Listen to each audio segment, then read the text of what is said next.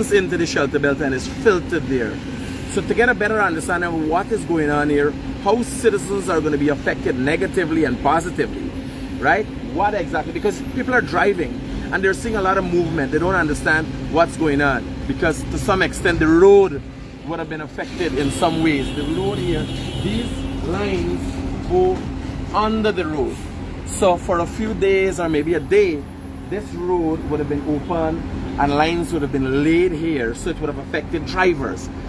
Whatever little effect that was, there was some effects. But one has to ask oneself, how does the effects of the works here be weighed out by the need and the demand for this upgrade to the system, much needed demand for the upgrade. Let's talk to the engineer. By the way, she's very shy, but you see she got a nice smile. So she's smiling will cover for it. Just give us an idea of what exactly is going on here in you know, technical terms. Alright, I'll try not to be too technical.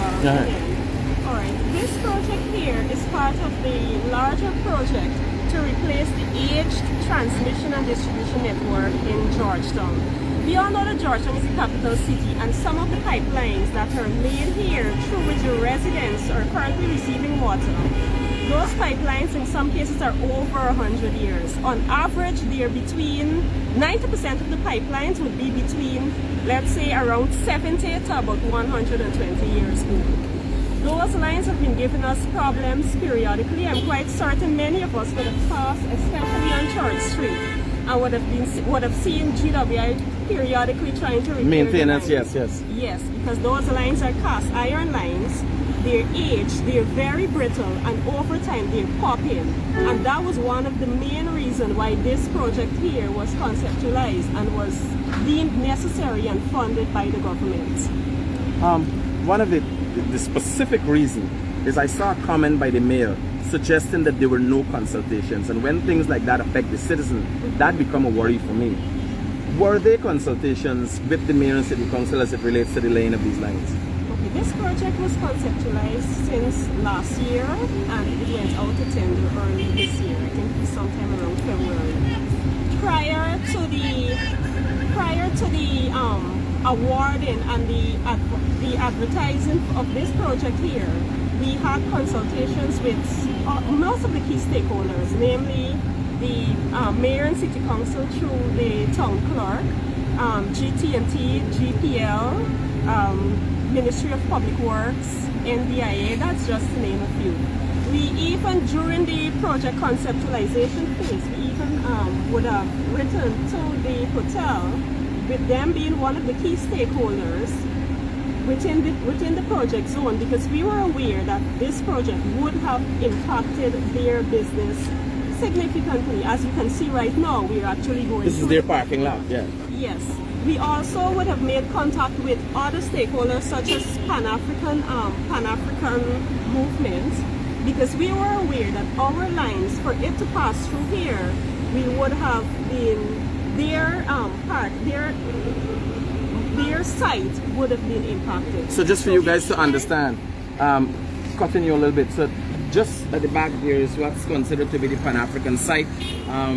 I don't know what documentation they have and so on, but most likely they have. Once GWI has sought to make them a part of their consultations, it's obvious they're important, and anybody who has things along the Merriman Malls, you're saying all stakeholders have been informed?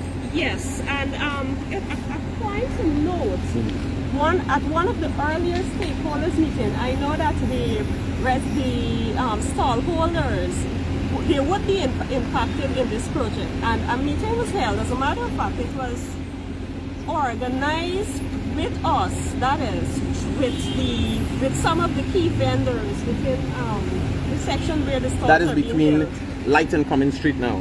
Yes, and the meeting was chaired and held between us and the town clerk and the vendors. So some of the vendors, they are aware because they were part of the meeting. Okay. So guys, you've heard it, and your designation with Guyana Water Incorporated is? I am the project manager. Project manager, and you're qualified engineer? Yes, I am. Okay. I'm a qualified civil engineer. woman civil engineer, something to be proud of, right? Outside of what we are in here, very proud of that. You know, women could start looking outside of what is considered the proverbial box, right? You could start looking civil engineer. And right now I'm looking for a civil engineer to work with me. I would glad to have her with me. So give us an idea of, I spoke just now from my little bit of understanding, my research about the fusing here. Give us an idea. I've seen 2 pipelines of different sizes. Give us an idea what exactly is going on here.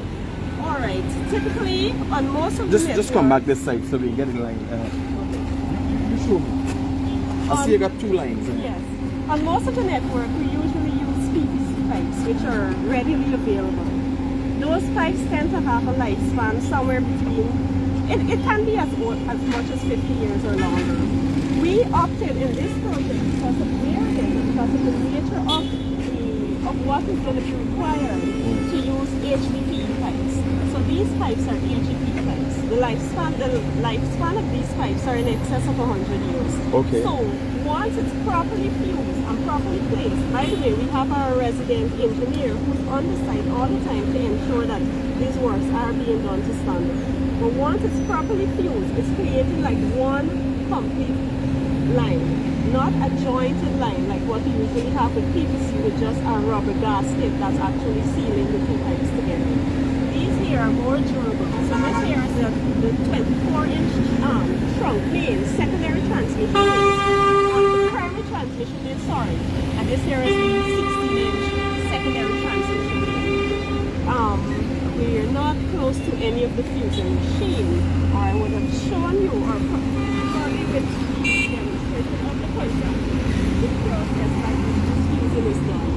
I can come back and do one on that. I think people would be very appreciative of the understanding. But you got 16 inches, you got 24 inches. Yes.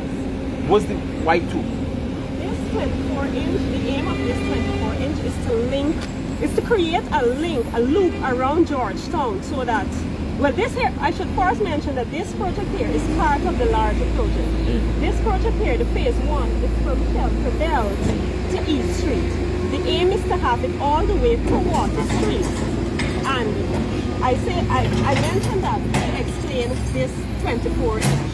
This 24 inch is to create a loop, a trunk main loop that will be linking the network from the 3 treatment plants in Georgetown. The Central Water Treatment Plant, the Shelter Belt Water Treatment Plant, and the Sophia Water Treatment Plant. So that in the event of any unforeseen circumstances, water to Georgetown is secured. That is creating a bit of redundancy in the system. Exactly. We would be able to transmit water from any one of the plants to any part of Georgetown. So this line here, this 24-inch line, is really for that purpose. Okay. Beautiful. And the 16 inch? The 16 inch is a secondary transmission. This here would be providing water to the zone between, well, right now it would be the zone from Irving Street to East Street. Okay. Upon extension, it will provide water to businesses and residents further down. Beautiful. Yes. Thanks.